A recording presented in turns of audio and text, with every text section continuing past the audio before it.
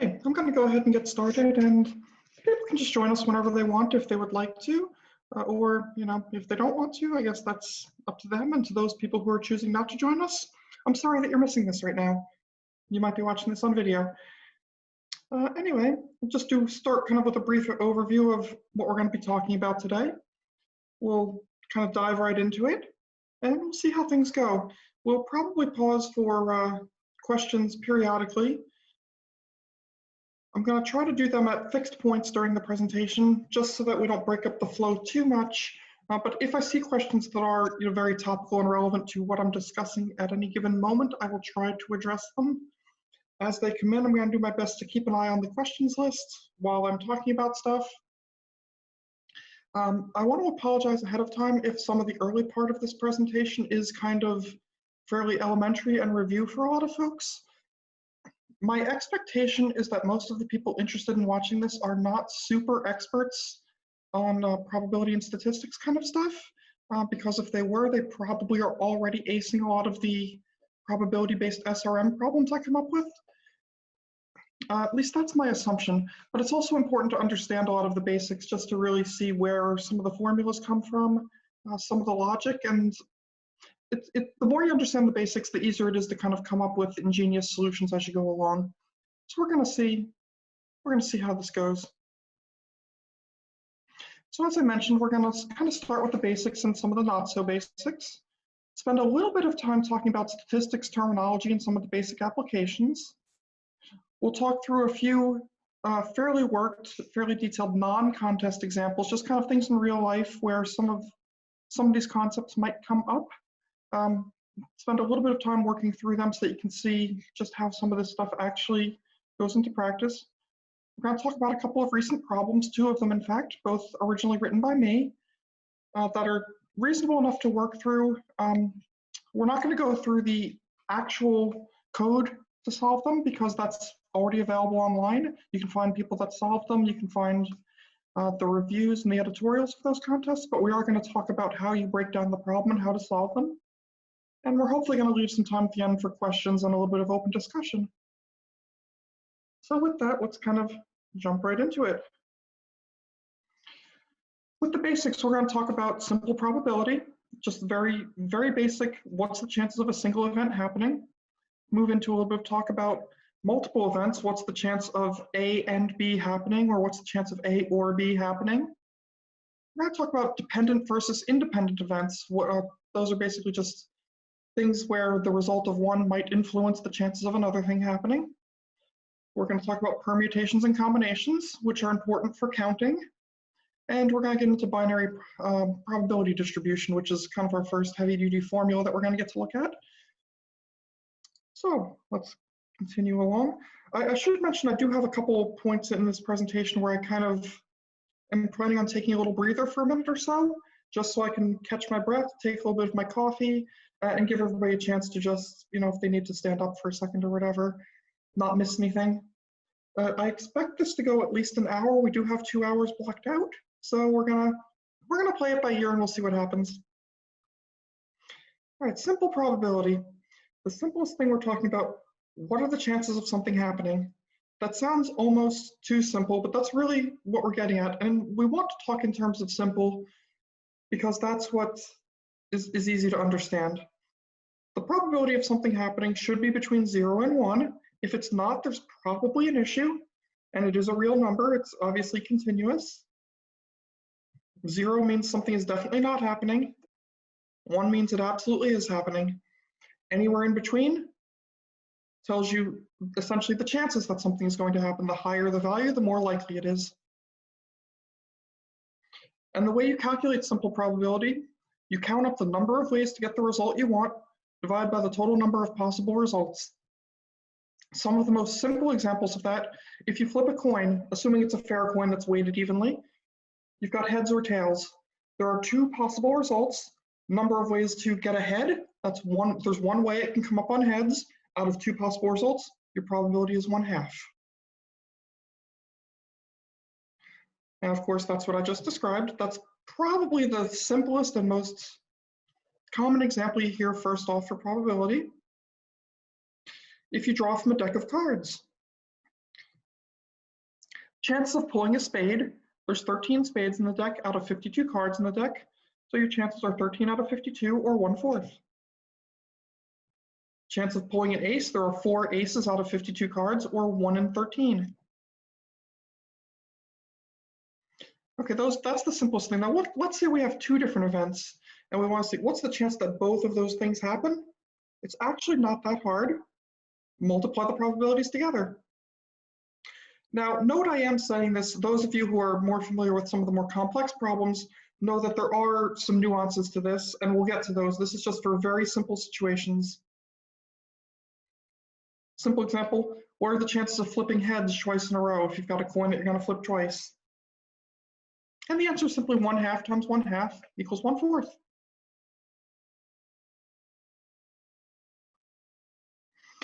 Now, what are the chances of multiple events where either one of them happens?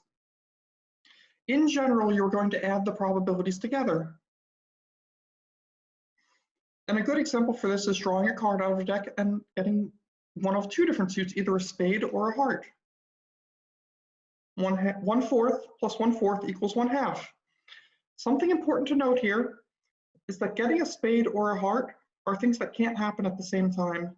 So we're pretty safe here because there is a situation where you need to be careful.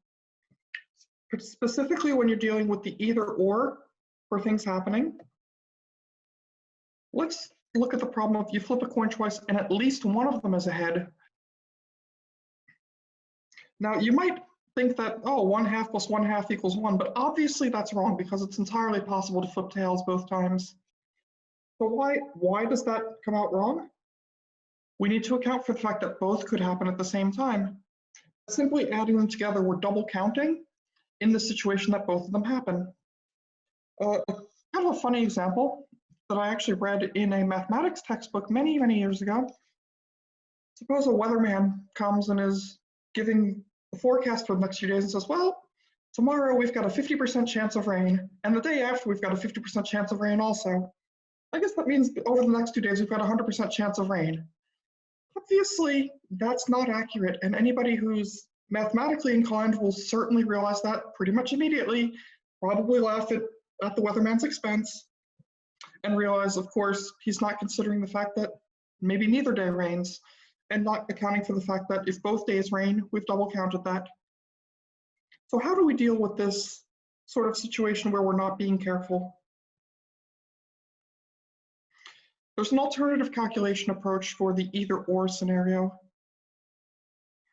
The probability of at least one thing happening out of the selection of possible events is 1 minus the probability of all of them happening, because at least one is exactly the...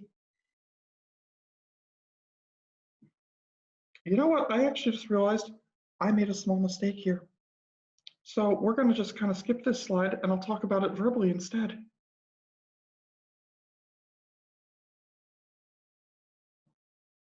That should say the probability of none of them happening, not all of them happening. My apologies. Let me draw a little quick annotation here because I made a small mistake. You see, this is what happens when I don't have enough coffee when I'm putting one of these together. I appreciate all of your being patient with me. Okay. So the probability of at least one event happening is 1 minus the probability of none of the events happening. Now, in the case of coin flips, the probability of none happening, that is, we flip 2 tails, is 1/2 times 1/2 is 1/4.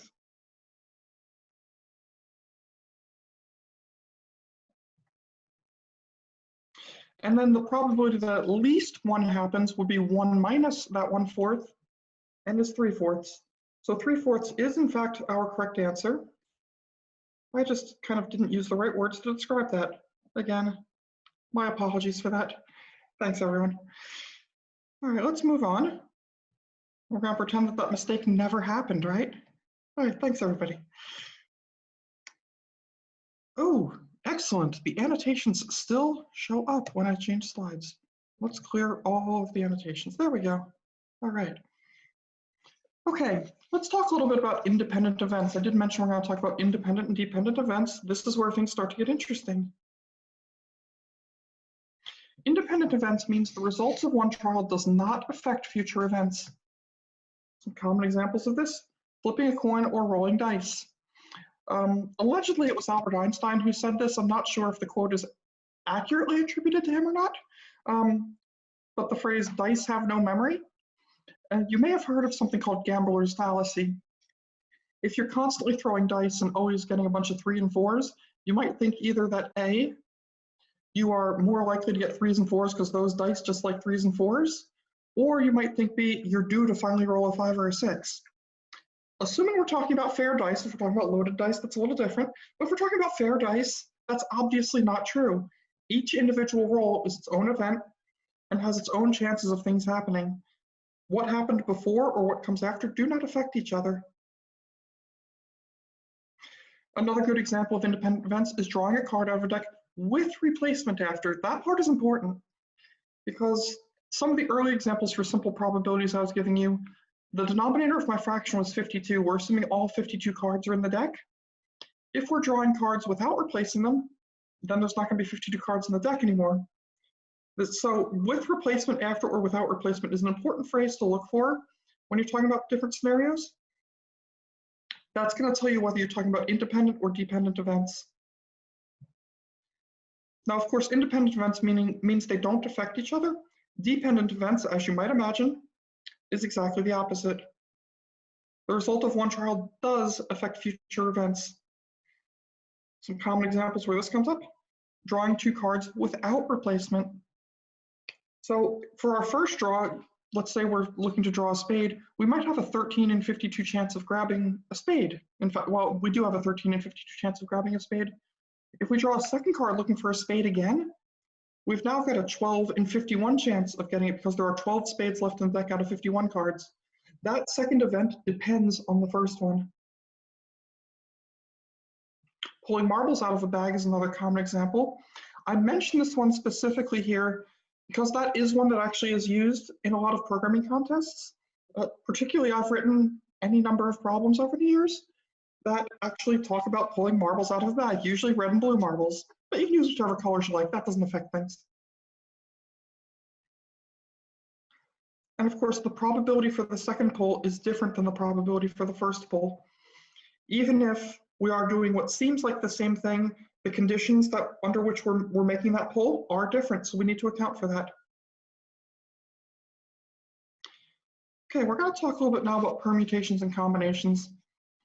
These are not specifically probability items, rather they are combinatorics terms. Combinatorics is kind of the fancy word for counting. I did say right at the top of this presentation, simple probability is number of ways something can happen divided by total number of possible events that happen. And I said the real trick is counting those values properly. That's where this starts to get important. As I say, these are ways of counting things. A permutation means the order matters, and a combination, only the selection of items matters. Some common examples for this permutation: if you are opening a lock like you would find on a padlock on a locker or a safe, the order of the numbers actually matters. Combinations, oddly enough, because they usually call them a combination lock, they're actually permutation locks, but combination means only the things you select matter. When you are putting together your dinner and you're putting food on your dinner plate, peas and carrots is the same thing as carrots and peas. So the order in which you place things on your plate doesn't really matter. If you are dividing people into cars because you need to go somewhere, it doesn't really matter if you're taking Amy and Sue with you or if you're taking Sue and Amy. It's the same selection of people.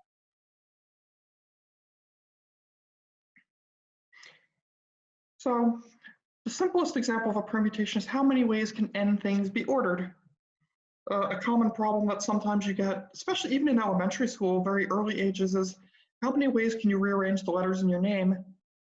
And that's, of course, at that level, most students, maybe some of the folks here would have figured this out at an early age. If you're interested in programming contests, there's a good chance you did, are going to just start writing out all the different ways they can scramble the letters of their name, possibly without any rhyme or reason, without any ordering to it, but they're just going to try to write them all out. Some folks might actually figure this out mathematically. And the answer, of course, is n factorial. just in case anybody's not familiar, factorial is simply the product of whole numbers 1 through n. We could get into a discussion of it being a specific case of the gamma function, but we're not going to go that far today because it's not really relevant, although it would be a fun rat hole to go in. Okay, now a more specific example here. How many ways in order can you pick R items from a set of n? So this is where the order matters, but we're not selecting everything from a group. We're only picking a certain number of those items. And the answer is n times n minus 1, and so on, subtracting. The reason for that, let's say we've got 10 marbles in a bag, different colors. On our first pull, there's 10 different things we could pull out. On our second pull, there's only 9 different marbles we could pull out, so that's our n minus 1. On our next pull, there's 8 different marbles, that's n minus 2, and so on, for however many we're going to pull. And in fact, we can simplify that formula as n factorial divided by r factorial. You might be starting to see why programming and writing code starts to become more interesting than doing this on paper, because a lot of these calculations are not that easy to do by hand and are much less time consuming to do in code instead. Another example of terminology, NPR, where you have both the n and r as subscripts, is just another way of writing the number of ways of selecting r things from a set of n in order. And again, that's n factorial divided by r factorial. Fairly simple formula, but very, very good to keep in mind. Now let's talk about combinations. If we're going to select things without caring about order, then the answer is n factorial divided by r factorial times n minus r factorial. Some other terminology for it, NCR, where the n and the r are actually subscripts. Sometimes you see them in parentheses with the n over the r in kind of a 2-by-1 matrix sort of format, is n factorial divided by n minus r factorial. If you're wondering where that formula comes from, you might notice the n factorial divided by r factorial looks suspiciously like the permutation formula, and in fact, it is. Now, so there's our permutation formula. Why are we dividing by n minus r factorial? And the reason for that is that we don't care about the ordering. So by dividing by the, yeah, you know, I made a small mistake in what I was saying again. Let me try this. Try this again. Here is our, this is actually our permutation formula. I apologize, that's 2 mistakes I've made in this. I may, I'll correct these things before I actually publish the slide deck separately. I have a few little minor typos in here. N factorial divided by n minus r factorial is our permutation formula. We divide also by r factorial because the order of the things that we selected does not matter. And of course, r factorial is the number of ways we can sort those.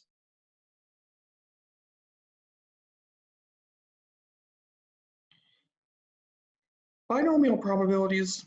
This is a specific case where we actually have to put a few of the concepts we've talked about so far together.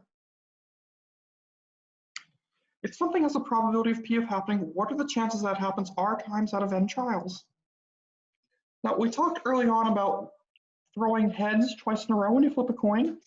What happens if we make it more than twice in a row? Let's say we want to flip a coin 3 times.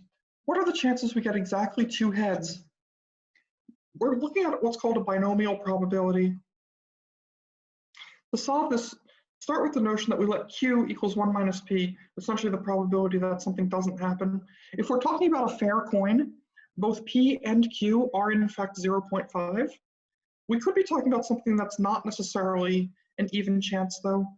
Maybe we're talking about an unfair coin. Maybe we're talking about, with dice rolls, the chances of rolling a 1 where it would be 1/6 and 5/6. What we get then is called the binomial distribution formula. I'm going to annotate some of this as I talk about it because I think there's a lot of interesting stuff here. It's the number of combinations of n items where you select x from them, times p to the x times q to the n minus x, which equals the combination formula times p to the x times q to the n minus x. So why is that? Let's look about why this actually happens. So we're talking about flipping a coin n times and x of them being a heads. P to the x is essentially the probability that x of those trials come up on a head. Q to the n minus x is the probability for the other trials to come out as a tails. So why do we multiply by the number of combinations of picking x things out of n? Well, the reason for that is which of the trials came up on heads? When we say, imagine that heads comes up twice out of 3 flips, we could be looking at a couple of different scenarios. We could be looking at HHT, HTH, or THH. So there are in fact 3 different ways to choose 2 of the flips that ended up on heads. That's why the number of combinations is multiplied by the probabilities. And we come up with this formula here. You've probably seen this before, but it is good to know this because it is a nice little shortcut for being able to calculate a lot of these things. And yes, I did pull this formula off of the site rather than retyping it up myself. I'm actually kind of glad I did that because it avoids me making a silly mistake. Let's talk a little bit about statistics, terminology, and application. One of the things I did want to cover, because statistics and probability are so closely related, is some of the statistics side of things. I will mention that statistics doesn't come up directly in the algorithm contests, the SRMs, quite as often. However, it does come up in marathon matches, so it is at least worth mentioning and having some understanding if you ever want to move over to that side of competition. We're going to talk about the notion of an expected result. That is, if I do something, what do I expect is going to happen? Expected number of trials. If I'm looking for a certain result, how many times do I think I'm going to have to try until I get that result? Simple things like the mean, median, and mode. Those are other simple things you've probably heard before, but it's good to make sure we know them. Standard deviation and the bell curve. Very simple discussion on that. We're not going to get into too many details, but enough so that at least you have some understanding of what it is. All right, expected result. This means the number of occurrences or total payout you would expect to see on average for some number of repeated trials. Simple example, after you roll a dice n times, how many times do you think you're going to see a 1? The answer is simply 1 over 6. The reason for that is any given roll has a 1/6 chance of being a 1. We're assuming a 6-sided die here for those of you who are tabletop role-playing game folks and are familiar with D8s and D20s and all that mess. I should have probably specified that, but so you simply multiply your n trials times a 1/6 chance for each. N over 6 is the expected number of 1s you're going to see.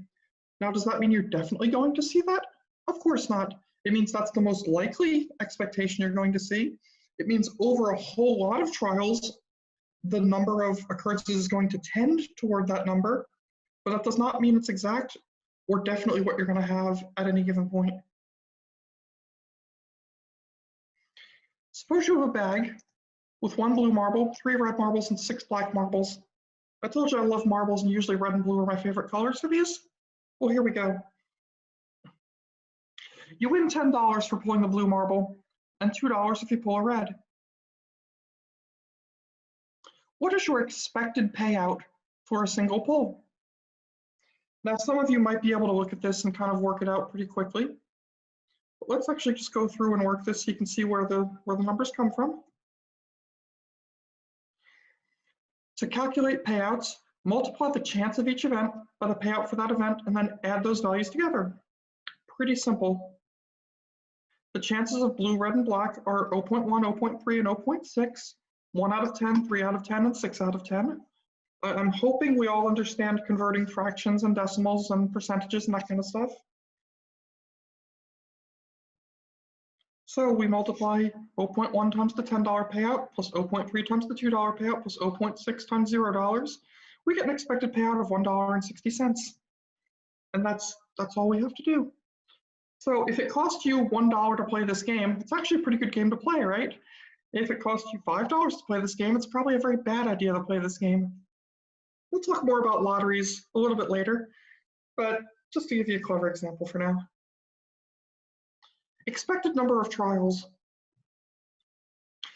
That's when we ask questions in the form, how many times will you have to do an event to reach an expected result? And I found another typo. Gosh darn it. If I told you how many times I've gone through this looking for typos, you would think I would have done a better job by now. My apologies. How many times do you roll a 6-sided die until you're going to get a 1? Now, you might instinctively say, well, on average 6 times, and in fact that is correct, but let's derive that and see where that comes from, just to make sure it's clear. Let X be the expected number of trials you're going to have to do to get the result you're looking for. There's a 1/6 chance that's going to take you exactly 1 trial to get that 1 coming up. There's a 5/6 chance that you're going to fail the first time, and after that you are going to need X more trials until it happens. Notice that we have X actually depends partly upon the value of X. I smell an algebraic equation here. So we in fact solve it. X equals 1/6 times 1 plus 5/6 times 1 plus X equals 1 plus 5/6X gives us X equals 6, as we expected. Or perhaps we expected, but it's good to actually work through and confirm this. Understanding how we derived this is actually really useful for a lot of problems that ask about what's the expected number of times you're going to have to do things, because sometimes it's not just a simple 5/6 chance. Sometimes it's some more complicated value we have to complicate, we have to calculate. So knowing how this calculation takes place is actually really good to keep in the back of your mind. And of course, in general, if an event has a 1/n chance of happening, you can expect it to take n trials to happen on average. Now, here's an interesting question. What are the maximum number of trials it's going to take to get that 1? Well, there actually is no maximum. It is entirely possible you will sit there rolling that die indefinitely. You will be old and gray, the universe will have died a heat death, and you will still be rolling that die. Don't ask me how you're going to be doing that if the universe has already died, and you've never come up with a 1. The chances of that happening are vanishingly small after a certain point, but it is possible. That's why you might think, oh, well, there's a 1 out of 6 chance. Sometimes it's going to take me 6 times, sometimes it's going to take me 1, so on average it's going to take me 3 or 4 times. That's why it's not that. There is a possibility of it taking much more than 6 tries. It's a small possibility, but it definitely is there. So the average is in fact still 6. Let's talk a little bit about mean, median, and mode. You'll hear these come up in statistics a lot. When we talk about average, average is kind of a not very precise term that's used a lot, but we're usually talking about the mean. You do want to be careful though and make sure. In general, if it's not specified otherwise, then when you see the word average, it's probably mean. Mean is simply the sum of a bunch of values divided by the number of values. So a common example, if anybody is into the sport of bowling, we talk about one's average. You scored 150 the first game, 160 the second game, and 140 the third game. Your average across those 3 games is 150. Median is the middle value in a sorted list, or the mean of the 2 middle values if it's an even number. So you can sometimes have a bunch of data points, maybe the values 1, 2, 3, 5, 8. We'll do the Fibonacci values, why not? The median value, the one in the middle, is the number 3. If you were to calculate out the mean, however, the average, it would actually be a little bit higher than 3 because some of those larger values would push it up. And mode is the value that is most common in a list. Sometimes there can be more than one value that's the mode. If you had a list of numbers 1, 1, 2, 2, 3, then both 1 and 2 are the mode. If you had a list of values 1, 1, 1, 2, 3, then it's just 1 is the mode. Let's talk a little bit about standard deviation and the bell curve. Standard deviation is actually calculated by the formula given here. It is the sum of each value in a data set, subtract the mean from it, square it, divide that by n, then take the square root of the whole thing. It's kind of a measure of how spread out a set of data values is. We're not going to get more into this too much today because it goes beyond the scope of where I was really hoping to be with this, but it is good to at least be basically familiar with these terms. A lot of real world data is what's called normal and fits this type of model where it's actually a bell curve. And the reason I mention all this approach is often used when we're generating data for marathon contests, where we want values that are kind of around a certain value or within a certain range, but tend to stick close to one particular set of values. Most of your data points are going to be close to the mean. They're going to be near the average, and the further away you go, the less data points there are. There's no necessarily upper or lower limit, but the further away you are from the average, the less common it's going to be. One of the common examples I see for this is testing people's temperature. Now, a lot of folks have heard that normal human temperature is 98.6 degrees Fahrenheit. I forget the exact Celsius conversion for that off the top of my head. But we might ask ourselves, well, how do we know that that's normal? And the answer is simply it comes from a lot of measurements that doctors did well over 100 years ago on who they believe were patients that were healthy. They did a whole bunch of measurements and saw roughly where people looked, and that was kind of about the average. Around 98.6 people were healthy. So is there anything magical about that number? Not necessarily, but it does appear to be the most common value right in the middle of where everything falls. Here's a fun little exercise. We're not going to work through this in too much detail, but just something to think about because I think it's interesting. You've all seen Pascal's triangle, hopefully. As you go further down Pascal's triangle, the values will increasingly approach a bell curve where it is, let's do some annotations on here. Near the edges, you have very, very small values. But in the middle, you have very, very big values.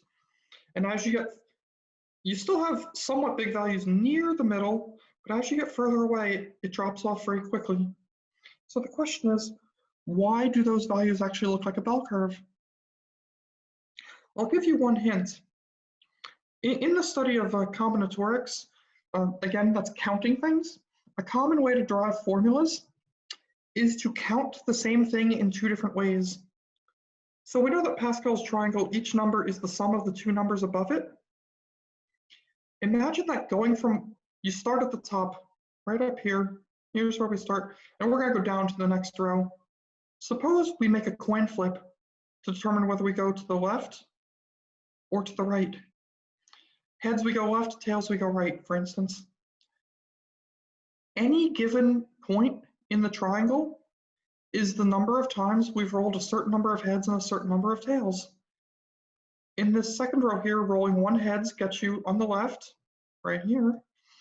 Rolling one tails gets you on the right, right here. In the third row, two heads, one heads, one tails, two tails. So in fact, the bell curve and Pascal's triangle are a pretty good example of the binomial probability distribution. Fun stuff. Okay, clear that off, move on. Talk a little bit about expectation where there's decision-making involved. This is another example where things start to get interesting. And when we talk about decision-making, you might, in your mind, convert that to an if-then statement. And if so, good job, because you're seeing why programming is part of this. Obviously, when we're talking about decision-making, we mean that we're choosing from multiple options. And it's important that we know the expected result from either choice. Expected result, again, when we're talking about probability, does not mean definitely what's going to happen. It means what we think is going to happen on average. And what this means is that playing optimally means picking the choice that's expected to be better. Now, it may not always be better. Sometimes picking the option that is less optimal, you might get lucky and it works out for you. Sometimes picking the better option, you might get unlucky and it doesn't work out for you. But it means picking the option that's best most of the time on average. So a little example, and this is one that you can kind of just think about on your own. Which game is mathematically the best one to play? And here's some hypothetical options. A game that costs $1 with a 1 in 10 chance of winning $8. A game that costs $2 with a 1 in 15 chance of winning $15. Or a game that costs $3 with a 1 in 4 chance of winning $6. Now, I'll give you a little spoiler. All of these games are losing propositions. If you've ever played any kind of a lottery, been in a casino or anything like this, you know that there is no game you're ever going to play where you are on average going to make money. Those just don't exist. Because what casino in their right mind would give away money, right? But the question is, which of these options is the best or the worst? Now, you might quickly look at things and think, oh, well, in option 2, we can win $15. That's the best one. That's the one I want to play. Or you might think, oh, option 3 looks great. There's a 1 in 4 chance of winning. That sounds like the best. I'll leave it as an exercise for whoever wants to play with it, to actually work it out and figure out which one of these is actually the best one to do and which one's the worst and why. We're gonna catch our breath a second again. I'm actually not gonna go off camera this time since it hasn't been that long, but I'm gonna have some of my coffee. I apologize, you get to see me drink coffee.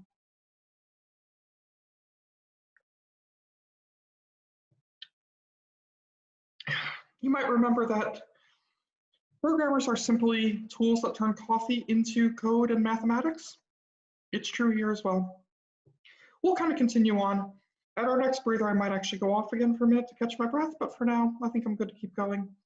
And I don't see anybody complaining about that in the chat, so that's good. So either you have all fallen asleep from watching this, or you're good with my decision to keep on going. So here we go. Let's talk about a few worked examples with a little bit more detail that are not contest specific. We're going to talk about lottery drawings, again, because it's probability has everything to do with them. We're going to talk about a problem called the birthday paradox. Oh, Topcoder team says, I am up and awake. All right, I'm guessing that's probably Jesse or Harshit, one of them. Thank you for being up and awake and watching this. Now we're going to talk about a problem called the birthday paradox. Oh, good. I'm glad to see other people are awake and watching and enjoy. I'm going to assume you're enjoying. If you're awake and you're still on, there are still, let's see, 27 people here. That's good. Okay, so talk about lottery drawings, the birthday paradox. We're going to talk about scratch tickets, which of course are a type of lottery, but they're an interesting one because there's a lot of data I was able to pull online for these.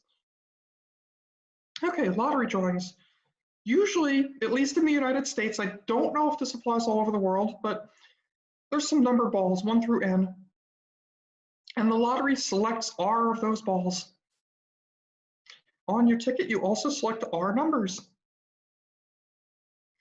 Now, the odds of winning, of course, are 1 out of the number of ways to choose R things out of n. Notice I say select. I don't say that the order matters. That's how we know we're doing a choose, not a permutation, so it's a combination. And we already covered the formula for this earlier, so that's fairly straightforward. Now, if you were to look at a lot of lotteries, at least again in the US, oftentimes there's maybe 60 numbers that you choose from and you choose 6 of them and you could win $1 million.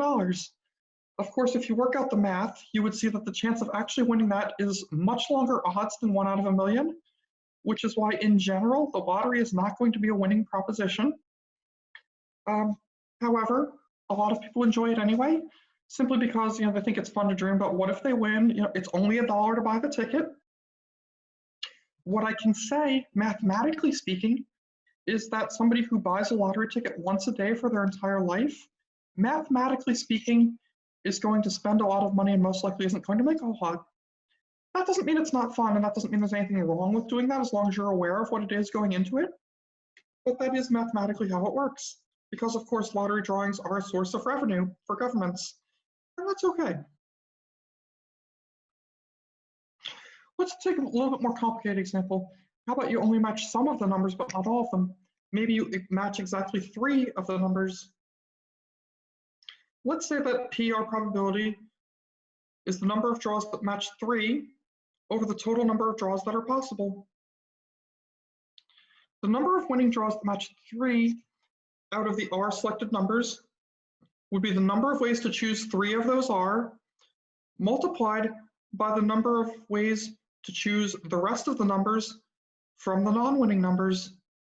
So you can see there's a reason that matching only 3 numbers out of 6, for instance, would pay a lot less of a prize than matching all 6, because there's a lot more ways to win, so the chances are much better that you're going to win. Note that the total number of lottery draws is still the number of ways to choose R balls out of those n. Okay, let's talk about the birthday paradox. You've probably heard this problem already. It actually comes up in a lot of interesting places, which we'll talk about a few of them just for fun. But the birthday paradox basically is a problem. Given n people gathered together, what are the chances that at least 2 of them share a birthday? Right off the top of your head, you might think, oh, well, you're gonna need a whole lot of people gathered together before you're gonna have any that are gonna have a birthday together, right? Certainly, right? So what's the minimum value of n for which p is greater than 0.5, where the chances are better than even that at least 2 people are gonna have a birthday? So let's calculate the odds of at least 1 shared birthday. We might remember when we're talking about a probability calculation of at least 1 of certain things happening, the best way to do it is to do 1 minus the chance of it not happening, because it's much easier to calculate that correctly. So what are the chances of no shared birthdays? Do the annotation pen for this, just to make sure it's clear. The first birthday, we can select any day of the year out of all of them. The second person, there's only 364 days left to select out of 365, and so on. The next person would be 363 days that we could select, next person 362, and so on.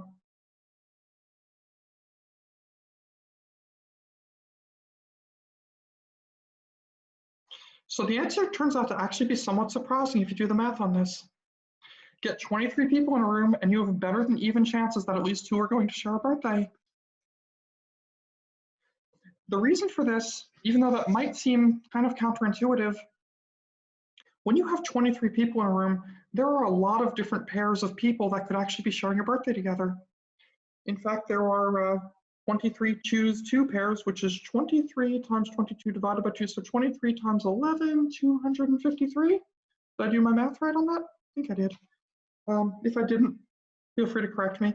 But essentially, the more people you get together, the more possibilities of there being a collision. And in fact, the rate of growth of collisions gets much, much higher. The reason I mention as a real world example why this problem is important, a lot of forms of information security and computer cryptography rely upon non-discovery of certain hidden values. In some cases, it's possible to actually search for values that match up with each other without having to search through all that many different possibilities. It's known as, in kind of hacking and reverse cryptography, known as the birthday attack, where you simply look for 2 values that work properly together and find that, in fact, it is possible to do that. For anybody who's heard of various different hashing algorithms, which basically is a way of just kind of generating a small value from a very large piece of data, theoretically, it's very hard to come up with something that's going to match the hash. But if you employ the birthday paradox, it doesn't actually take as many times as you might think to randomly try and eventually get something that matches. Just like with people in a room, it doesn't take as many people as you might think to all be in the same room before you're going to get at least 1 birthday that matches. Now let's talk a little bit about scratch tickets. For anybody that doesn't know, a scratch ticket it's another form of lottery ticket, very common in a lot of countries, especially in the United States. I see them all over the place. Usually there's some sort of little game with it or some sort of goal that you're supposed to do when you're scratching off. In reality, each ticket that you get is already a winner or a loser before you do anything with it. There's nothing about how you scratched or anything like that that has any effect on the gameplay whatsoever. But the notion of, you know, uncover 2 values that match each other or find 3 of a kind and you win, just kind of make the game seem more fun and make it seem as though there's something happening, gives you a sense of drama, that kind of thing. Again, it's entertainment value, so there is something there. They sell for various different values. Some of them sell for $1, $2, $5. Usually the higher valued ones have bigger prizes, this kind of thing. The chances of winning do depend on the individual ticket type. And of course, because it is a form of revenue, they're all theoretically losing wagers. On average, you're going to lose money spending them. However, some of them are better than others. If you're going to be losing money on this kind of stuff, you often are better off at least trying the one that is going to lose you less money, right? Sure. This is an actual example I pulled from the New Hampshire Lottery, one of their games.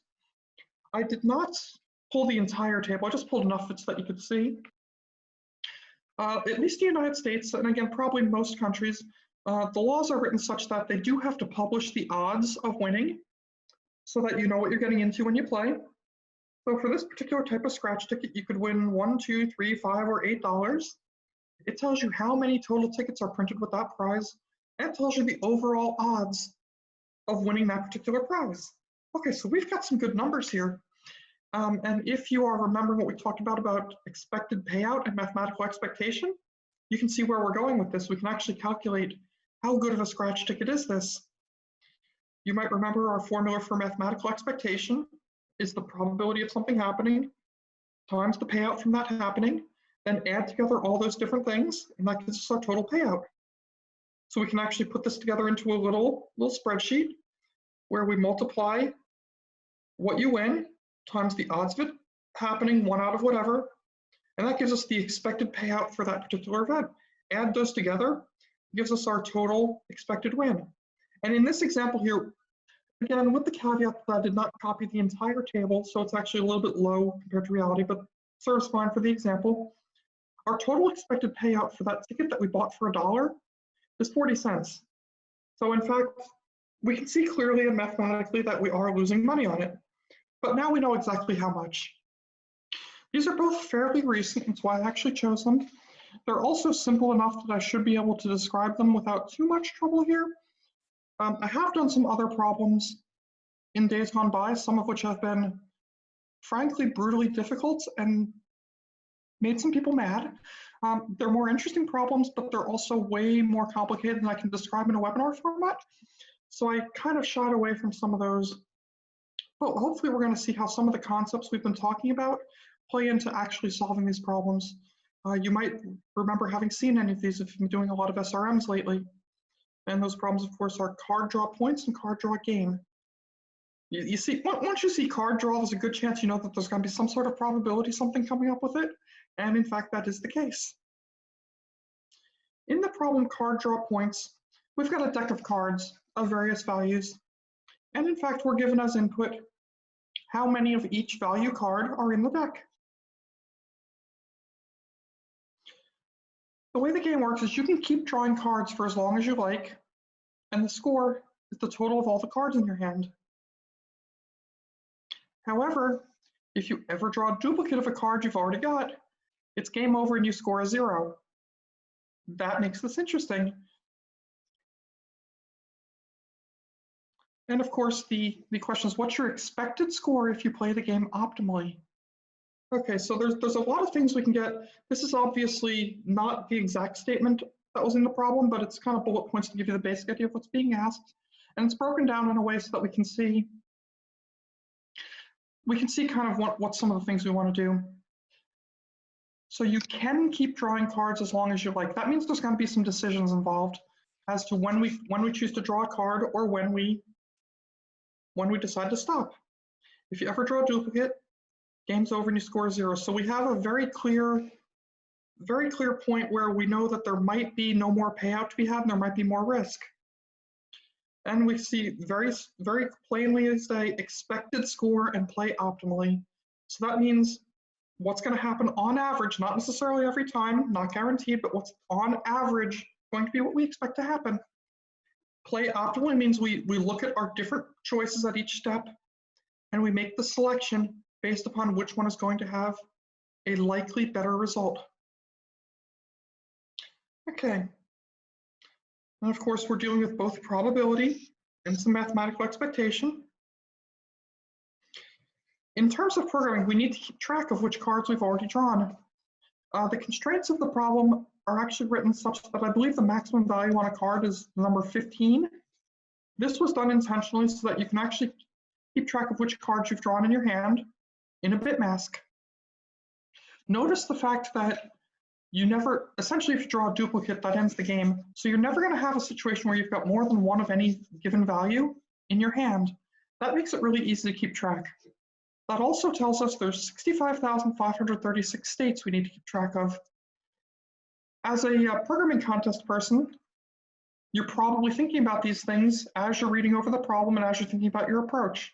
This gives you some idea of how many states we're going to be looking through, how many different states we're going to remember, what things we're going to be keeping in memory, these kind of things.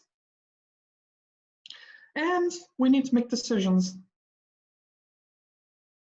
We have to determine the expected result either way and make the decision that has a better expectation. So how do we do that?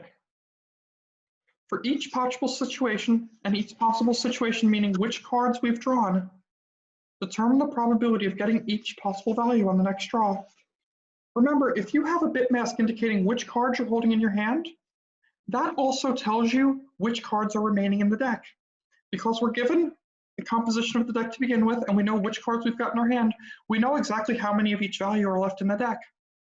From that, we can pretty easily calculate the probability for each possible card value on our next draw.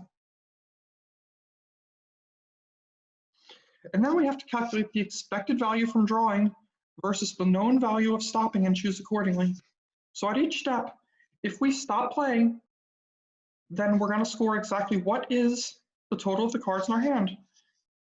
If we draw, what do we expect is going to be the value that we're going to win? We need to work backwards or recursively with memorization. Probably heard the term earlier, but memoization means you're doing recursion, but you're storing your data in some sort of a table or data structure so that if you've called your recursive function with a certain set of parameters already, you don't have to recalculate the whole thing. Now, the way I actually wrote my solution for this, and again, you can actually find solutions on the website already, of course, from the contest itself, is I started backwards and started with the situation of, okay, what if my hand has every card value in it already? Because in that case, it's obvious. And what I'm going to do is I'm going to stop playing because I know that whatever I pull next is going to be a duplicate. I'm going to stop playing and I know I can expect in that situation, I can expect that I'm going to just take the points I've got, and that's the end of the game. Working backwards, if I'm missing any cards, I can calculate what's the chances that my next pull is going to be one of the cards that I'm missing. And because I'm working backwards, I've already calculated my expected value for those other situations. So I know the probability of each possible situation I'd be looking at. I know the expected value of each situation. And just like it's the multiplication of probability times payout, add them together. That's all you have to do here. And then I simply make the decision, do I go for it with the pull or do I take the points I have? Whichever value is greater is the one I do. So even though the problem seems like there's a lot to unravel, if you take it step by step, going through the steps we have here, we're putting together a lot of different concepts we've gone over, but they all do work together. The other problem I want to talk about a little bit, and then we should have plenty of time at the end for questions, which is nice for anybody that wants to ask anything. Card draw game. This one is a little bit different. You draw 3 cards from a deck. The deck has cards in it. You're told what values of cards are in the deck and how many of them. The goal is to use those 3 cards to reach a specific target value. One might imagine in American casinos, some sort of a game where you're trying to reach 21 is very common. There could be any value in this problem. The actual value doesn't really matter that much. Now the rub is that after you draw your 3 cards, you get one chance to redraw any or all of your cards. Now, hopefully if you've been paying attention to this, you have a pretty good idea. Drawing 3 cards from a deck and seeing if you're at the target value or not, you can calculate the probability with a little bit of effort. Worst case, you can brute force through all of the possible draws that you get, count up how many of them actually hit the target value, divide by the total number of draws you get, which is number of cards, choose 3, and you divide. So you could do that. What makes it interesting is that you have the option to redraw some of your cards. You can keep your 3 cards, you can get rid of 1 and redraw it, you can get rid of 2 and redraw them, you can get rid of all 3 and redraw them. So we've got some choice here. We've actually got several choices we can look at. Of course, the question is, if you play optimally, what's your chance of winning the game? That is, what is your chance that the 3 cards you have in your hand at the end reach that target value?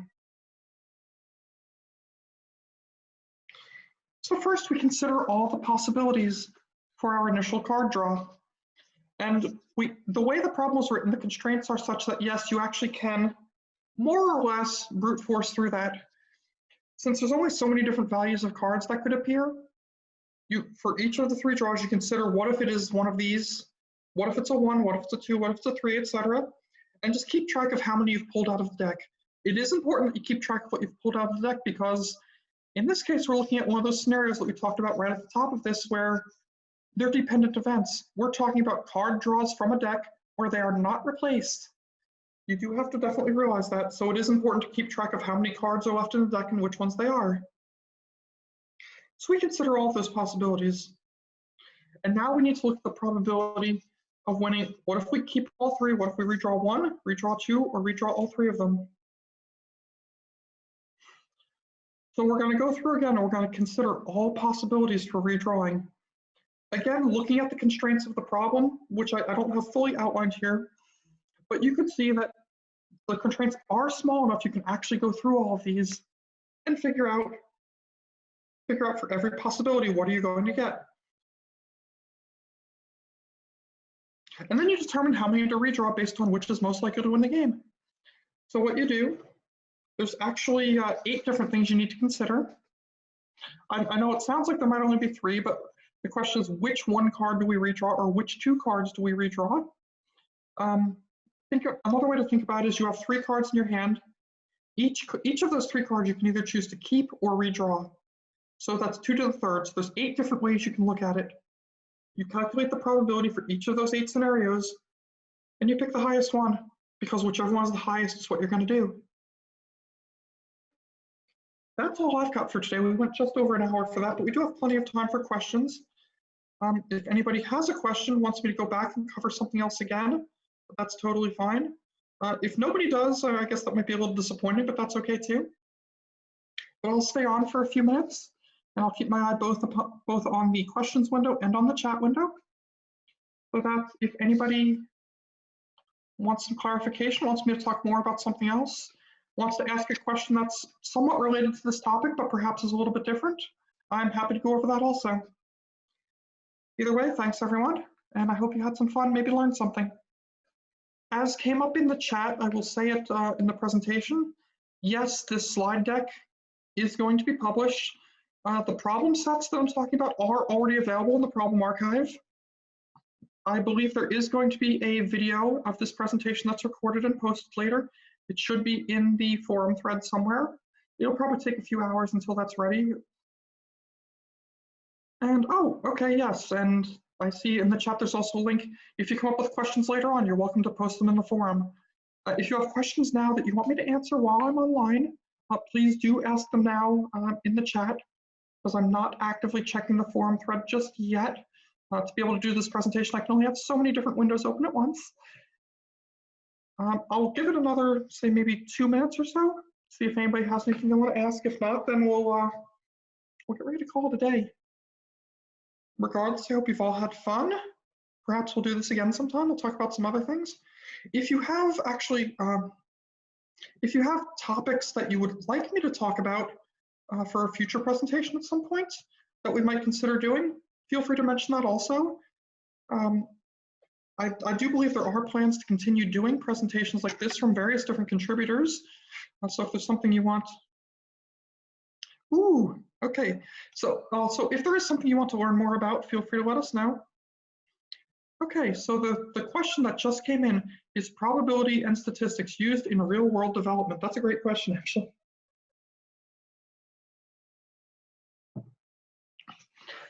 As with a lot of things, the answer is it depends. That's probably not a very satisfying answer though, so I guess I should give you more details. One thing I will say that I have actually observed, I've been doing software development in various different flavors professionally for about 20 years now. So I have seen a fair number of different scenarios.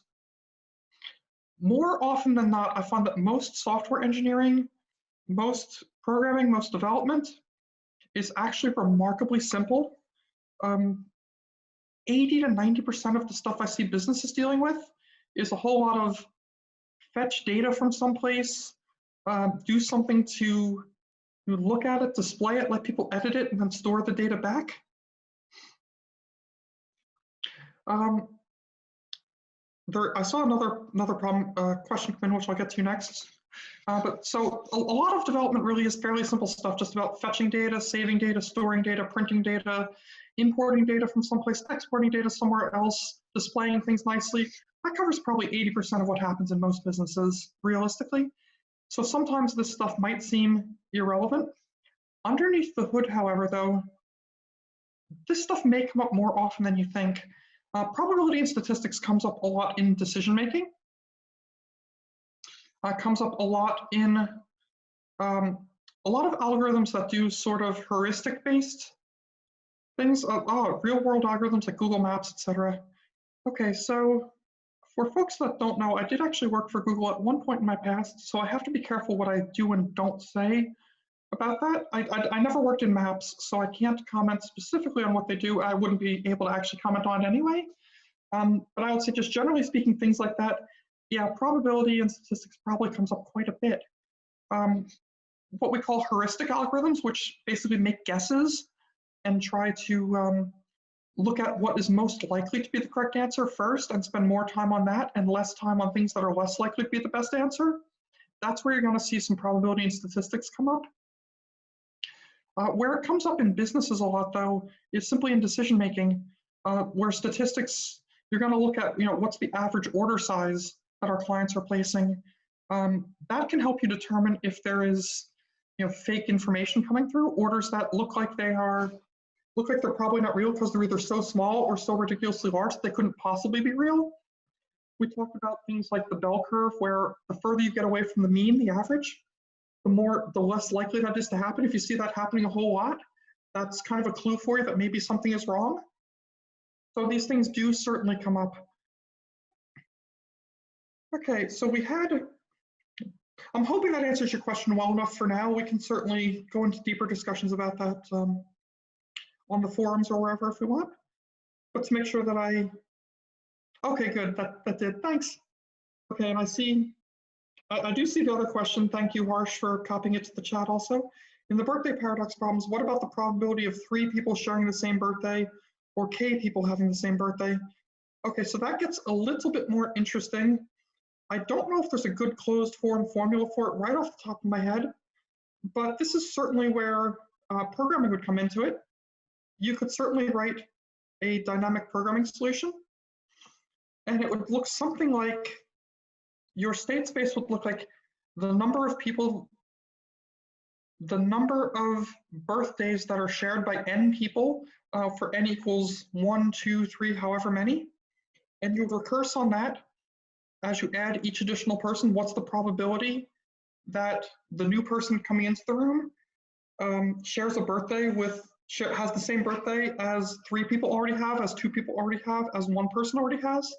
And you can recursively or dynamically build up to determine the probabilities for those. Again, I don't know if there's a good closed form formula. There might be. I apologize, I don't know that right off the top of my head. But again, that's where programming is fun. So kind of, we'll call that a kind of an open question. I would say, actually, if anybody has a good answer for that or has some code written, talk about it in the forums. I think that could be actually very interesting. But it's certainly certainly something you could solve with programming. And it's actually funny, I have a problem I have not yet used in an SRM that almost is kind of sort of similar to that idea. Similar but different. I won't say more than that, just that's a little teaser. I don't want to give anything away, but if you actually tuned in for the presentation today, you know that you may see a problem that's sort of is kind of like that in the future. I hope that's enough of an answer for now. I'm not prepared to dig into enough of a rat hole on that one, but it gives you an idea of what you can kind of look into. And once again, I'll give it another, as probability values are between 0 and 1, such as fractions, so comparison of floats can be an issue? That's an excellent question. The short answer on that is yes, it can be an issue. The longer answer is, for purposes that you care about, in programming contests, probably not going to be an issue. But it depends. It depends on what the question is asking. If the question is asking which option is optimal, and specifically wants to know which option it is, then you better be sure that you know which probability is greater, in which case thinking about precision and stuff like that is important. If the question is merely asking what is the probability that you're going to win, because the system already takes into account a small epsilon value of usually 1e minus 9, because the system's taking that into account already, and you're only looking for the probability of winning, not necessarily which option is the best one, then the comparison doesn't really matter. Because even if you're off by 1e minus 12 on which option is better, the value that you calculate for the probability is still going to be correct. In cases where, so first thing I'll say, as a problem writer, I probably would not write a problem where I asked someone to select the best option, especially because if there was a situation where the probabilities could be close enough like that, then obviously we've got an issue. Or if I were intentionally writing the problem that way, I'm not going to say I've never done this. People hate me when I do it. And I really don't want people to hate me. I do want people to think and be challenged by problems. And I do have fun writing some more challenging problems, but I'm not doing it to make people angry, I promise. There are cases where problems are specifically written to make people think about that issue. It wasn't specifically a probability question, but the question was actually, I'm trying to remember how I phrased it. It was essentially about figuring out Pythagorean distances on a plane, and the constraints were specifically written so that in certain cases you would get large enough values that if you were calculating things using floats, you could potentially get into trouble. And in fact, a lot of people failed the problem from that. Rather, the point of the problem, though, was to make sure that you did all of your calculations in integers by not taking the square root of anything. When we're talking about probability values that are fractions, one option, if you had to get around that issue and be really, really sure, would be to write up a data type for a fraction rather than using floats, which, yes, I realize is a lot of heavy lifting, and there's a reason we don't usually write problems that are going to have an issue with that. But obviously comparing fractions to each other is a little bit easier to do than comparing floats. I'm sure you know all the ways to do that already, probably. But yeah, so in theory, yes, it could be an issue. In reality, for most problems, and even for most real-world situations, if the difference between two options is 0.000000001, you're probably not going to care in the real world. And so yeah, in actual scenarios that you're going to face in real life, probably not going to matter. I'm hoping that answers that well enough.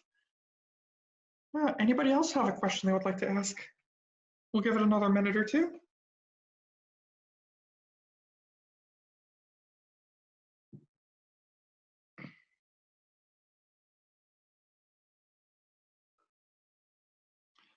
At any rate, I will obviously continue if anybody asks something, but assuming there are no other questions, I hope everybody's at least had fun.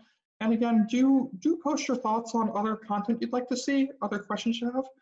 If there are specific SRM problems that you're very interested in, I would say probably I would shy away from most of the Division 1 hards and possibly even a lot of the mediums, just because trying to explain them in a online webinar format sounds like it might be not very practical and might be more confusing and frustrating to everybody involved, myself included.